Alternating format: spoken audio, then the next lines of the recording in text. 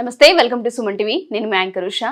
August మాసానికి సంబంధించి ప్రతి ఒక్కరు అడుగుతుంటారు 12 రాశుల వరకు అసలు ఏ విధంగా ఉండబోతుంది, ప్రత్యేకించి ఏ విషయాల్లో జాగ్రత్తలు వహించాలి అని. సో మనతో పాటు స్టూడియోలో సురేష్ గారు ఉన్నారు. ఒకసారి ఆయన అడిగి తెలుసుకుందాం. నమస్తే సురేష్ గారు.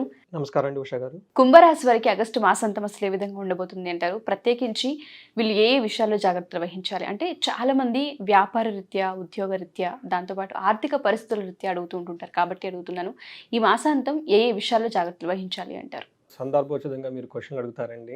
ఎందుకంటే ఇప్పుడు రాబోయేది శ్రావణ మాసం. ఈ శ్రావణ మాసం ఆగస్టు మంత్ రెండు ఆల్మోస్ట్ కలిసి ఒకేసారి వస్తూ ఉంటాయండి. మన క్యాలెండర్ ప్రకారం చూసుకుంటే ఈ కుంభరాశి వారికి 2024 మనకి ఆగస్టు మంత్ ఎలా ఉందో, లేదంటే శ్రావణ మాసం మనకి ఎలా ఉందో రిజల్ట్ చూసుకునే ముందు కుంభరాశి వాళ్ళకి నక్షత్రం చూద్దాం. వీళ్ళకి ధనిష్ట 3-4 పాదాలు వస్తాయండి. శతభిషం వచ్చేటప్పటికి 1, 2, 3, 4 పాదాలు.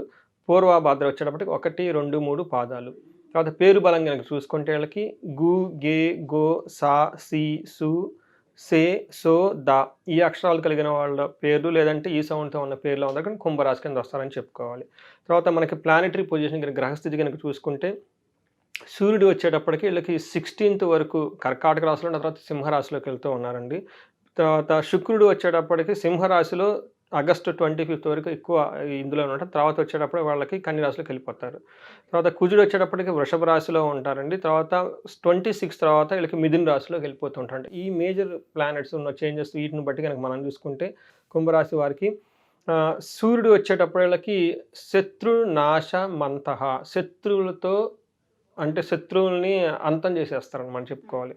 తర్వాత వీళ్ళకి 4th హౌస్లో వీళ్ళకి అగైన్ కుజుడు ఉండటం వల్ల ఏమవుతుందంటే శత్రువులతో కలిసి కూర్చొని చాలా సంప్రదింపులు చేసి ఫైనల్గా వీళ్ళది పై చేయి చేసి వీళ్ళకి కావాల్సినన్ని సాధించుకొని శత్రువులు లేకుండా చేసేస్తారు. తర్వాత శుక్రుడి వల్ల ఏమవుతుందంటే యువత జన బాధ, యంగ్ ఉమెన్స్ నుంచి వీళ్ళకి ఏదైనా ట్రబుల్ ఉండే అవకాశం ఎక్కువగా ఉంది ఈ రాశి వాళ్ళకి. అదే కనుక మనకి 15 తర్వాత కనుక చూసుకుంటే విశేషాలు యాత్రలు తిరిగే అవకాశం ఎక్కువగా ఉంది. తర్వాత అనవసరంగా గొడవలు పడే అవకాశం ఎక్కువ ఉంది. యువత జనిత బాధ ఎక్కువగా ఉంది. రిపప్రియం, శత్రువులతో కలిసి కూర్చొని ఉన్న సమస్యలన్నీ పోగొట్టుకునే అవకాశం కుంభరాశి వాళ్ళకి ఎక్కువ ఉంది. సో మనం ప్లానెట్ వైజ్ ఇన్ డీటెయిల్ కనుక చూసుకుంటే సూర్యుడు వచ్చేటప్పటికి వీళ్ళకి 7th హౌస్లో ఉండడం వల్ల ఏమవుతుందంటేనండి తన వారితో ద్వేషము, ఓకే, తర్వాత భార్య రిలేటెడ్ హెల్త్ ఇష్యూస్ వచ్చేసే అవకాశం ఎక్కువ ఉందండి. సంతానానికి అనారోగ్యము, ఉత్సాహ భంగం కలిగే పనులు ఎక్కువగా చేసే అవకాశం ఉంటుంది. ఏదైనా పనులు కనుక మీరు స్టార్ట్ చేసి ఎంతూజియాస్టిక్గా ఆ ఉత్సాహాన్ని ఆపేయడానికి కొన్ని ఏదో అవాంతరాలు జరిగే అవకాశం ఎక్కువ ఉంది. భార్యతో వైరము, తర్వాత వీళ్ళకి స్టమక్ రిలేటెడ్ డిసీజ్ వచ్చే అవకాశం ఎక్కువగా ఉంది. కాబట్టి సూర్యుడు వల్ల వీళ్ళకి కొంచెం జాగ్రత్తగా ఉండాలి కుంభరాశి వాళ్ళు. సో వీళ్ళకి 1st హౌస్లో కూడా చూడటం వల్ల 1st హౌస్లో ఉండడం అవుతుంది శారీరకంగా బాధ ఎక్కువ అవటము, మనసులో సంకోచం కలగటం, అకాల భోజనము, బంధుమిత్రుల విరోధము, తర్వాత ధన నష్టము, కోపము, ఆందోళన, రోగము ఇవన్నీ కలుగుతున్నాయి. టోటల్గా మనం కనుక చూసుకుంటే కుంభరాశి వాళ్ళకి అంత అనుకూలంగా లేదు ప్లానెట్ స్థితి ప్రకారం చెప్పుకోవాలి. కానీ మనం ఇది శ్రావణ మాసం కాబట్టి ఈ శ్రావణ మాసంలో వీళ్ళు నిష్టగా కనుక చేసేస్తే వీళ్ళకి చాలా పాజిటివ్స్ వచ్చే అవకాశం కూడా ఎక్కువ ఉందండి.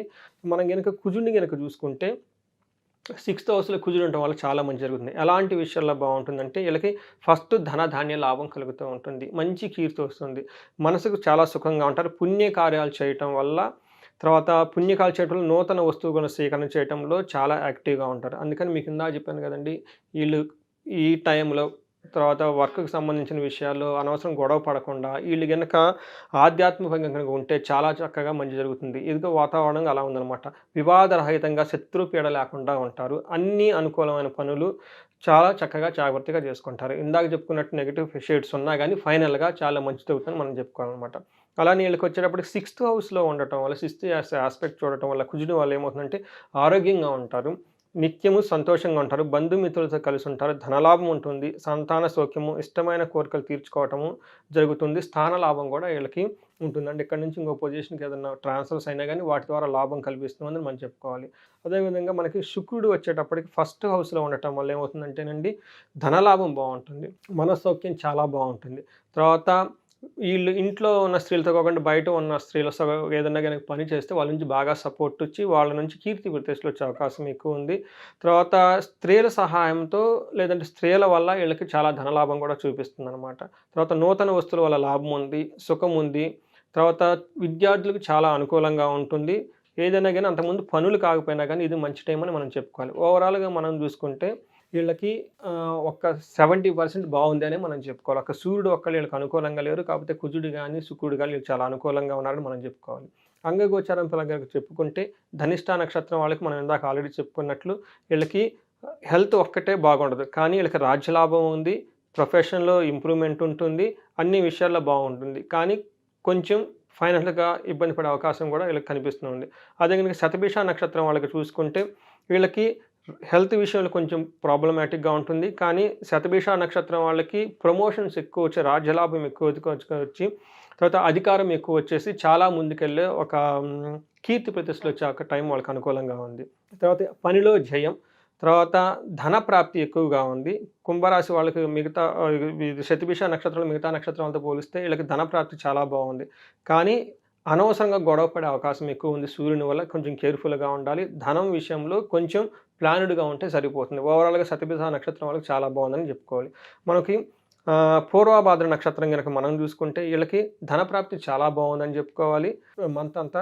తర్వాత గొడవలు పడే అవకాశం ఎక్కువ ఉంది కాబట్టి కొంచెం కేర్ఫుల్గా సహనంగా ఉండండి. తర్వాత రాజ్యలాభం ఎక్కువగా చూపిస్తూ ఉంది, రోగం పడే అవకాశం ఎక్కువ ఉంది.